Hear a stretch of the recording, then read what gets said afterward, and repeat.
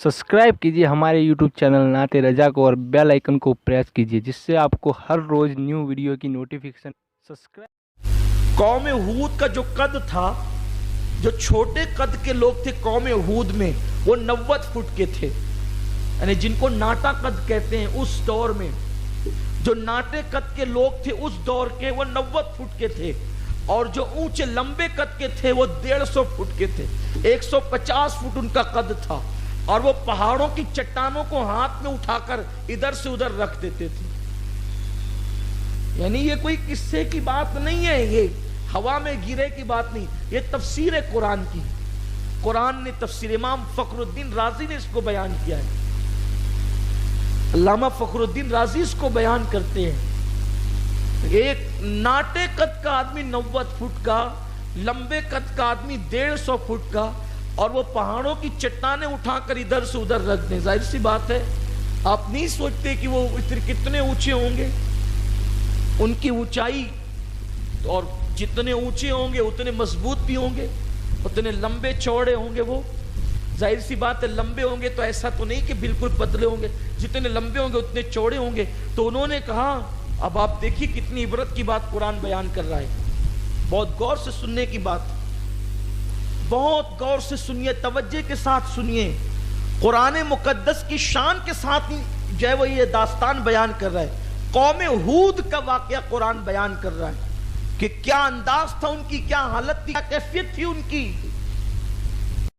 इतने ऊंचे ऊंचे कद वाले, इतने ताकतवर, जब उन्होंने अल्लाह के पैगंबर को चैलेंज किया है कि अगर तुम्हारा खुदा कौन सा अजाब भेजेगा, अगर उसने अजाब भेजा तो वो अजाब हमारा कुछ नहीं कर सकता, क्योंकि हम इतने ताकतवर लोग हैं, इतने मजबूत लोग हैं। लेकिन उनको नहीं पता था कि ये ताकत देने वाला अल्लाह है, और जो ताकत देने की ताकत रखता है वो छीनने की ताकत भी रखता है। क्या नहीं देखते कि कितनी बड़ी बड़ी हस्तियां मिट्टी में मिल गई, खत्म हो गई, उनके वजूद मिट गए। उन्होंने तकब्बुर किया, और ये तकब्बुर इंसान को ले डूबता है। तकब्बुर इंसान को ले डूबता है। इसलिए अल्लाह जो नेमत दे, ताकत दे तो तकब्बुर मत करो, दौलत दे तो तकब्बुर मत करो, इल्म दे तो तकब्बुर मत करो, हुस्न दे तो तकब्बुर मत करो, इबादत करने की तौफीक दे तो तकब्बुर मत करो। अल्लाह को तकब्बुर पसंद नहीं है। अल्लाह फरमाता है कि बड़ाई मेरी चादर है और तकब्बुर मेरा तहबन है। जो इसको छीनने की कोशिश करता है मैं उसको तबाह कर देता हूं, उसके दांत तोड़ देता हूं, मैं उसको हलाक कर देता हूं। तकब्बुर इंसान को शैतानत की तरफ ले जाता है। किसी चीज में तकब्बुर न करो। अगर हुस्न है, जवानी है, ताकत है, दौलत है, कुव्वत है, मत तकब्बुर। तकब्बुर का मतलब यह है कि दूसरों को हकीर जानना और अपने आप को सबसे बेहतर समझना, अपने सामने किसी को कोई अहमियत नहीं देना, इसका नाम तकब्बुर है। अल्लाह आजिज़ी को पसंद करता है, मिलनसारी को पसंद करता है। जो अल्लाह के लिए जितना झुकेगा अल्लाह उसको उतना बुलंद फरमाएगा, उतना उठाएगा अल्लाह उसको। तो अगर उठना चाहते हो तो फिर झुको, झुकना सीखो, आजिज़ी करना सीखो, इनकिसारी करना सीखो। तो उन्होंने बतौर तकब्बुर कहा कि माज़अल्लाह तुम्हारा खुदा हमारा कुछ नहीं बिगाड़ सकता, क्योंकि हमारा कद इतना ऊंचा है। आपने फरमाया अल्लाह का अजाब आएगा, फिर अल्लाह के, तो उन्होंने कहा ये तो पुरानी बात है, इस तरह नबी कहते ही रहते हैं माज़अल्लाह। आपसे पहले भी लोगों ने कहा, ये रीत है आप लोगों की कि डराना कि अजाब आएगा। आज भी कौम को कहा जाए ना, कोई मुकर्रिर, कोई खतीब कहे ऐसा ना करो वरना अजाब आएगा, तो लोग मुस्कुराते हैं, हम पर भी अजाब आएगा। और जब अजाब आता है तो फिर तौबा की तौफीक भी छीन ली जाती है। याद रखिएगा, अगर जराइम करेंगे तो आज भी अजाब आ सकता है। उम्मत मोहम्मदिया में है, इज्तिमाई अजाब तो नहीं आएगा, यानी पूरी कौम कभी हलाक नहीं होगी, पूरी उम्मत कभी हलाक नहीं होगी, क्योंकि उम्मत मोहम्मदिया है। लेकिन इनफिरादी अजाब आ सकता है कि तुमने किया तुम भरो, तुमने किया तुम भुगतो। और बहुत से लोग अजाब में गिरफ्तार हैं, कितना भी कमाते हैं फिर भी बेचैन रहते हैं, बेकरार रहते हैं, परेशान रहते हैं। ये अजाब ही तो है। औलाद नाफरमान है, अजाब ही तो है। बीवी से नहीं जमती, अजाब ही तो है। बच्चे बेवफाए, अजाब ही तो है। کوئی بھی کام میں ہاتھ ڈالتے ہیں الٹ ہوتا ہے، عذاب بھی تو ہے، بندوں کو استغفار کرنا چاہیے۔ تو جب اللہ کے پیغمبر حضرت ہود نے ان کو سمجھایا وہ نہیں مانے، اور انہوں نے کہا یہ تو پرانی باتیں کہ عذاب آئے گا، یہ ریت ہے آپ کی اس طرح ڈرانے کی، تو اللہ نے پھر عذاب سے پہلے ان کو 3 مصیبتوں میں گرفتار کیا۔ ان پہ بارش روک دی، ان کی اولاد پیدا ہونا بند ہو گئی، اور ان کی کھیتیاں سوکھ گئی۔ وہی جو میں نے حضرت نوح علیہ السلام کے واقعے میں عرض کیا تھا، یہ ان کے ساتھ بھی ہوا۔ صاحب تفسیر کبیر فرماتے ہیں، امام راضی فرماتے ہیں، علامہ سید محمود آلوسی لکھتے ہیں کہ ان پر بھی وہ 3 مصیبتیں آئی، اللہ نے بڑے عذاب سے پہلے عذاب کے آثار دکھائے ان کو۔ اسی لیے اگر تھوڑی موڑی مصیبت آیا کریں تو فوری طور پہ انسان توبہ استغفار کرنے لگے۔ مندی آ جائے، پریشانی آ جائے تو ہوشیاری کی باتیں انسان نہ کرے کہ پتہ نہیں مجھ سے کیا غلطی ہو گئی جو میں پریشان ہو گیا۔ ارے انسان تو غلطیوں کا مجسمہ ہے، پتلا ہے غلطیوں کا، خاطی ہے انسان، خطا تو اس سے ہوتی ہی رہتی ہے، لغزش اور گناہ تو اس سے ہوتے ہی رہتے ہیں۔ یہ سب باتیں نہیں کرنا چاہیے کہ پتہ نہیں کیا غلطیاں تو ہزاروں بھی ہے۔ اس کو چاہیے کہ وہ جلدی سے جلدی توبہ کرے، بلکہ ٹھوکر لگے تو بھی توبہ کرو، پاور بند ہو تو بھی توبہ کرو، چراغ بجھے تو بھی توبہ کرو۔ کوئی بھی مصیبت پہنچے ہو سمجھو کہ ہمارے گناہ کے سبب سے، اور اگر آدمی جلدی سے توبہ کر لے تو قدرت پھر اس کو جلدی سے معاف بھی کر دیتی ہے۔ من تاب تاب اللہ لہو، جو توبہ کرتا ہے اللہ اس کی توبہ کو قبول فرماتا ہے۔ تو اللہ نے ان پہ بارش بند کر دی، ان کی عورتیں بانجھ ہو گئی اور ان کی کھیتیاں سوکھ گئی۔ تو حضرت ہود علیہ السلام پر جو ایمان لائے تھے ان میں سے کچھ سردار بھی تھے قوم کے، اکثر سردار قوم کے تو باغی تھے، کافر تھے، لیکن کچھ سردار سمجھدار لوگ ایمان لے آئے تھے۔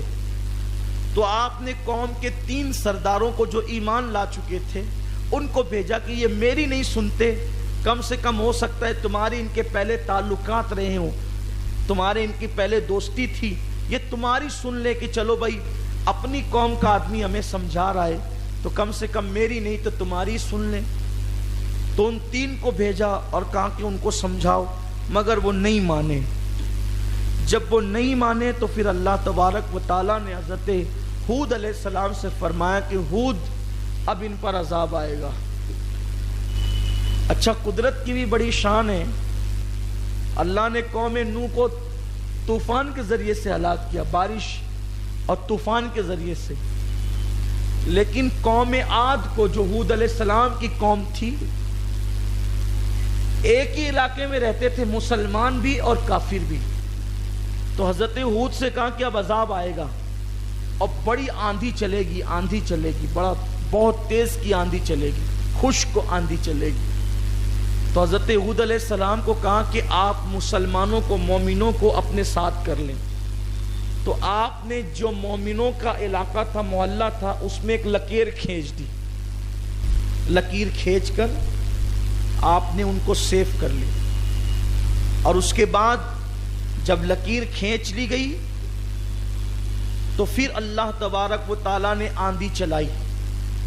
جو ہوا چلانے والا فرشتہ ہے، اللہ نے اس سے کہا کہ جو ہوا کا خزانہ ہے، ہوا کا خزانہ، تو ایک انگوٹھی کے برابر اس کی کھڑکی کھول دے، پوری کھڑکی نہیں، جو ہوا کے خزانہ محفوظ ہے اس کو ایک انگوٹھی کی طرح، انگوٹھی کتنی بڑی ہوتی ہے، ایک انگوٹھی کی طرح اس کا سوراخ کھول دے بس۔ تو کھول دیا تو 8 دن تک وہ آندھی چلتی رہی، 7 راتیں 8 دن تک۔ اور جب وہ چلی تو کس طریقے سے ہوا کہ جب ہوا چلنے لگی اور بادل آ گئے تو قوم عاد جو ہے وہ خوشی منانے لگی کہ ہود تو کہتا تھا کہ عذاب آئے گا، یہ دیکھو 3 سال کے بعد ٹھنڈی ٹھنڈی ہوائیں چل رہی ہے اور اب بارش آئے گی۔ تو انہوں نے کیا کیا، وہ سب گھروں سے باہر آ گئے، اور جب گھروں سے باہر آئے تو ایسی تیز کی آندھی وہ ہو گئی کہ وہ سب گر پڑے، اور وہ آندھی چلتی ہی رہی، چلتی ہی رہی، ایسی تیز آندھی چلی کہ 150 فٹ کے لوگ زمین پہ گر پڑے, اوندھے منہ گر پڑے اور گر کے مر گئے. اور وہ ہوا مسلسل, کبھی آپ دیکھیں کہ تیز اگر ٹرین چل رہی ہو, فاسٹ ٹرین, تو ہم اس میں سے سر نکالیں تو سر پھٹنے لگتا ہے کہ کبھی سر پھٹ تو نہیں جائے گا, آنکھیں بند ہو جاتی ہے, ناک سانس لینے کی ہمت نہیں کرتی. کب صرف چلتی ٹرین کا یہ حال ہے, تو جب وہ آندھی چلی ہوگی ہوا والی, تو اس میں کون سانس لینے کی طاقت رکھتا ہے. اللہ تعالیٰ نے مثال بیان فرمائی, ان کے جسموں کو دیکھ کر ایسا لگتا تھا جیسے کھجور کے درخت کے تنے پڑے ہوئے ہیں. لیکن حیرت کی بات یہ تھی, ادھر کے محلے میں آندھی چل رہی ہے اور وہ مر رہے ہیں, اور ادھر کا محلہ مومنوں کا ہے, ان کو کچھ نہیں ہو رہا ہے. یہ اللہ کی قدرت ہے, اللہ تبارک و تعالیٰ کی قدرت. محلہ ہی ہے, ادھر طوفان ہے, آندھی ہے, اور ادھر بالکل شان و شوکت کے ساتھ سکون کی زندگی ہے. یعنی انہوں نے اپنی آنکھوں سے یہ منظر دیکھا, عبرت والا منظر, کہ اللہ تبارک و تعالیٰ کے قانون کو پسے پشت ڈالنے والوں کا انجام کیا ہوا. اس سے پتا چلا کہ ہمیں گھبرانے کی ضرورت نہیں ہے مصیبتوں سے. اگر ہم ایمان پر ہے, حق پر ہے, شریعت پر ہے, اللہ کے قانون پہ عمل کرتے ہیں, تو کسی کو کتنی بھی مصیبت آئے, مندی آئے, تکلیف آئے, پریشانی آئے, ہم محفوظ رہیں گے. شرط ہے کہ ہم اللہ کے دین پر ہو, ہم اللہ کے قانون پر ہو, ہم سچائی پر ہو, صداقت پر ہو.